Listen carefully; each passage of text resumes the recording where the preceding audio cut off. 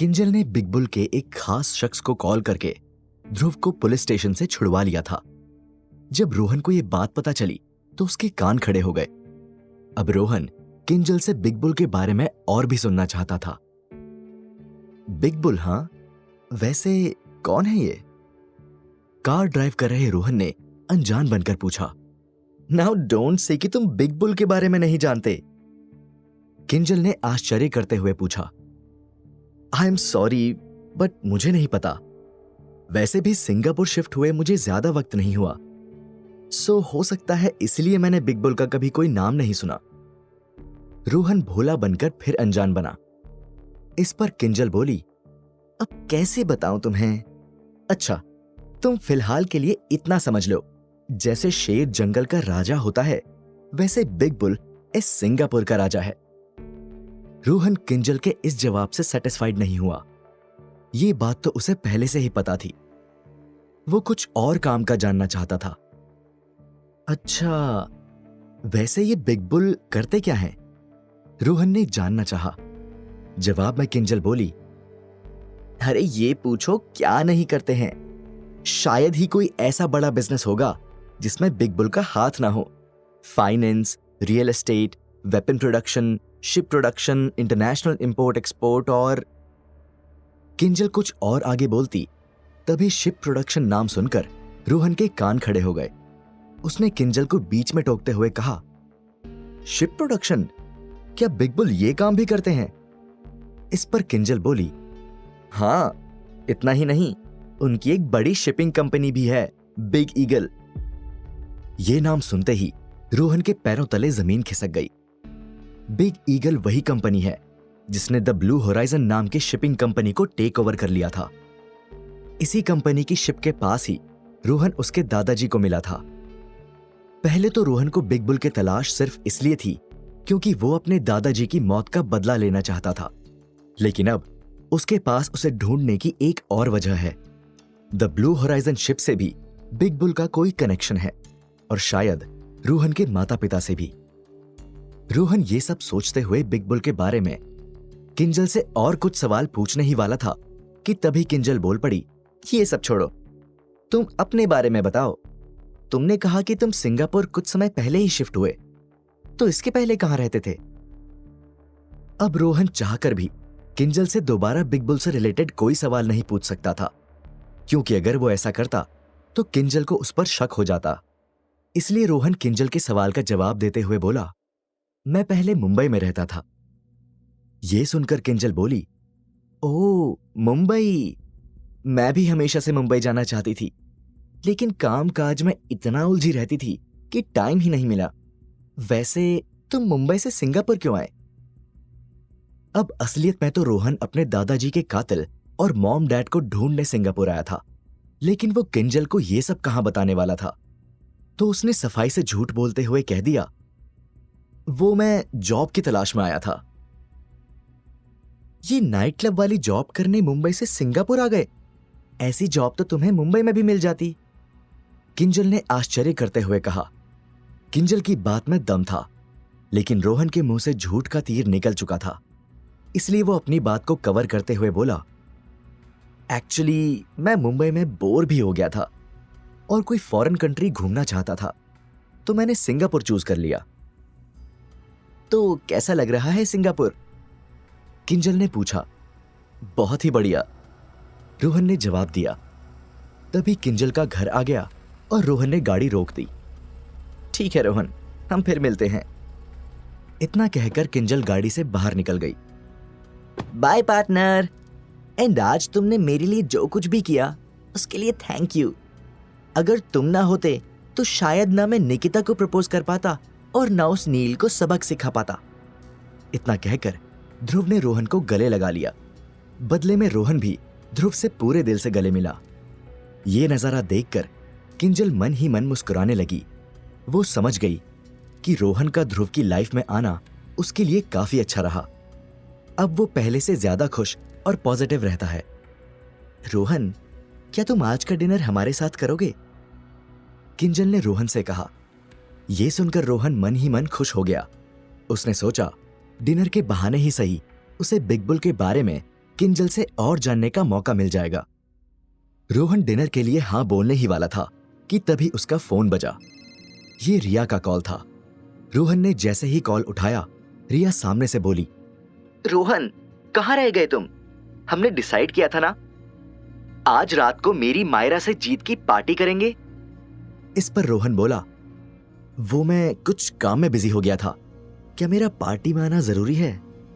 रोहन ने मना करना चाहा ताकि वो किंजल के साथ डिनर करके बिग बुल की जानकारी हासिल कर सके, लेकिन रोहन का ये जवाब रिया को पसंद नहीं आया। तुम पागल हो क्या रोहन? तुम्हारे बिना पार्टी कैसे होगी? मैं कुछ नहीं जानती, तुम फटाफट यहाँ आओ, हम साथ में डिनर करेंगे, और अगर तुम नहीं आए तो मैं तुम्हें ढूंढते हुए आ जाऊंगी। फिर तुम कहीं भी हो, किसी भी काम में बिजी हो, मैं तुम्हें खींच कर ले आऊंगी। रिया रोहन पर बरसते हुए बोली, अच्छा ठीक है, मैं आता हूं। रोहन ने रिया की जिद पर हारते हुए कहा। फिर फोन काट कर किंजल से कहा, सॉरी मिस किंजल, आपका डिनर ड्यू रहा, आज मुझे कुछ और काम आ गया है तो जाना होगा। यह सुनकर किंजल को मन ही मन थोड़ा बुरा लगा, क्योंकि कई मर्द किंजल के साथ कुछ पल बिताने को मरते हैं। उसके साथ डिनर का मौका मिल जाए तो उन्हें ऐसा लगता है जैसे जन्नत मिल गई हो। लेकिन यहां ये रोहन उसके डिनर के ऑफर को ठुकरा रहा था। हालांकि किंजल ने अपनी नाराजगी को रोहन के सामने जाहिर नहीं होने दिया और बोली, कोई बात नहीं, हम फिर कभी साथ में डिनर कर लेंगे, तुम अपना काम निपटा लो।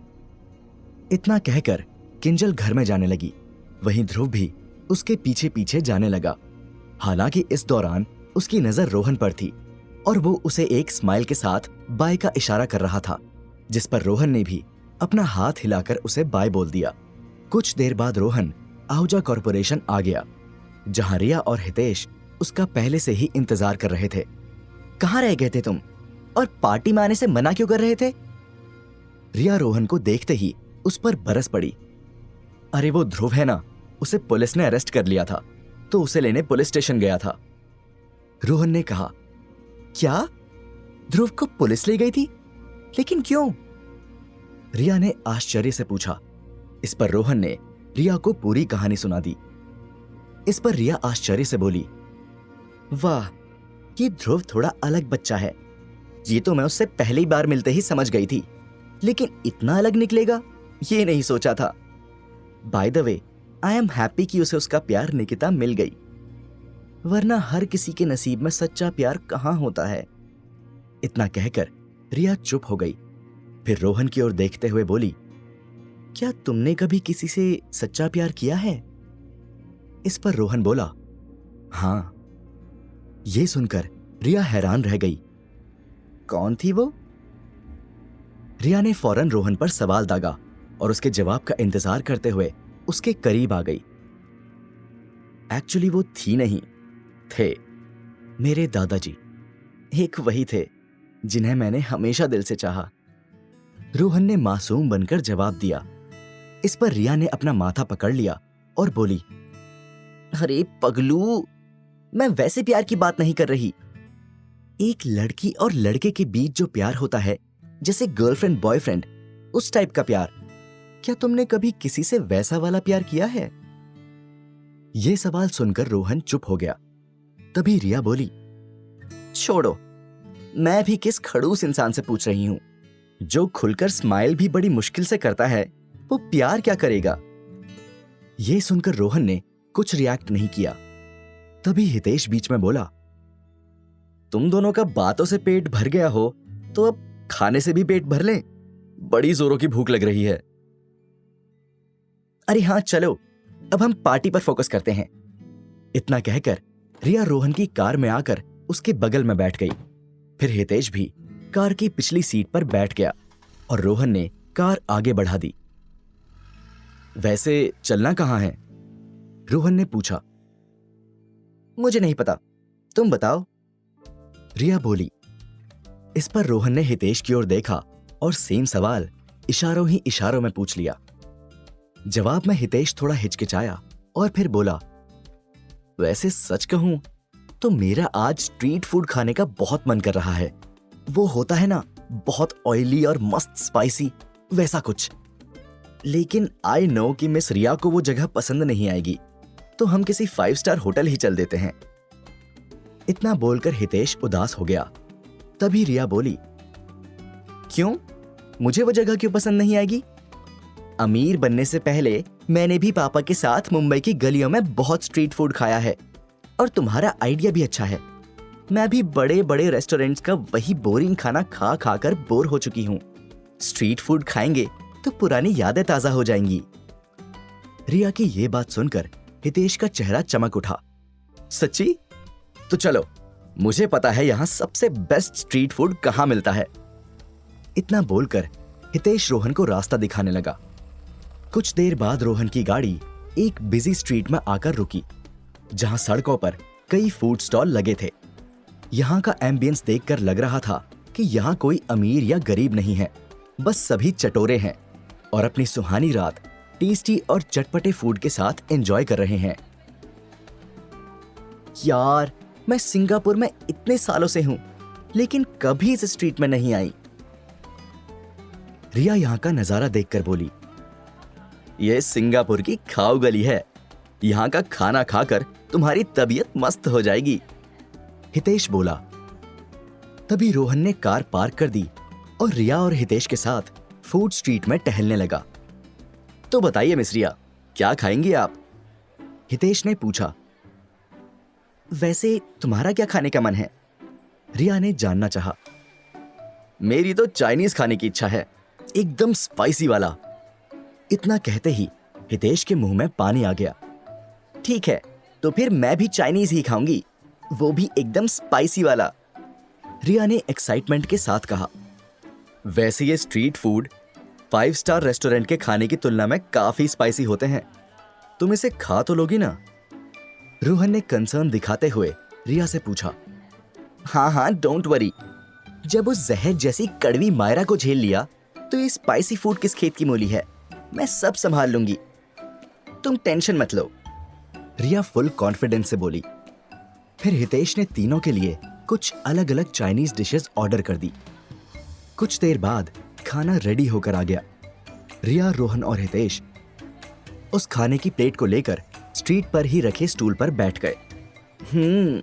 खुशबू तो बड़ी जोरदार आ रही है, रिया ने गर्मा गर्म खाने की स्मेल लेते हुए कहा। टेस्ट भी बड़ा जोरदार है, एक बाइट खाकर तो देखो, रोहन ने कहा।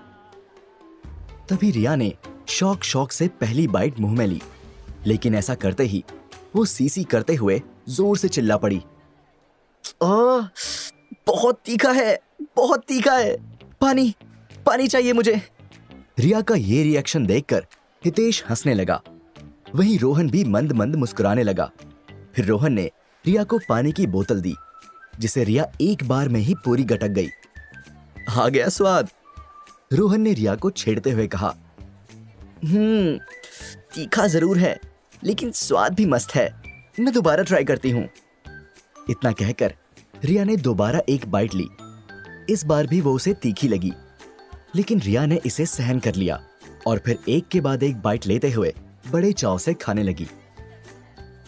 रोहन, तुम भी खाओ ना, लो। इतना बोलकर रिया रोहन को अपने हाथ से खिलाने लगी। इससे रोहन को थोड़ा ऑकवर्ड फील हुआ, लेकिन उसने रिया का दिल रखने के लिए मुंह खोल दिया। हालांकि रिया रोहन के मुंह में खाने की बाइट डालती, तभी वहां एक पिंक कलर की कार आकर रुकी। फिर उस कार में से पिंक स्कर्ट और टॉप पहनी 2 खूबसूरत लड़कियां बाहर निकली। उन लड़कियों को देखकर हितेश बड़ा खुश हो गया। हेलो सुंदरियों, क्या चाहिए तुम्हें? हितेश ने बड़ी सी स्माइल के साथ पूछा। इस पर उन दोनों लड़कियों ने अपने टॉप के अंदर से गन निकाल ली और रिया के ऊपर तानते हुए बोली, ये लड़की, इसकी लाश चाहिए हमें। यह सुनकर रिया को इतना बड़ा शौक लगा कि उसके हाथ से खाने की प्लेट जमीन पर गिर गई। उन लड़कियों के हाथ में पकड़ी गन को अपनी ओर पॉइंट होता देखकर उसे ऐसा लगा जैसे यही उसका अंत है।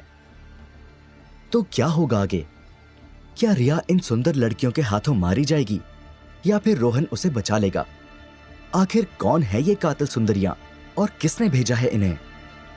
जानने के लिए सुनिए सीक्रेट मिलेनियर का अगला एपिसोड।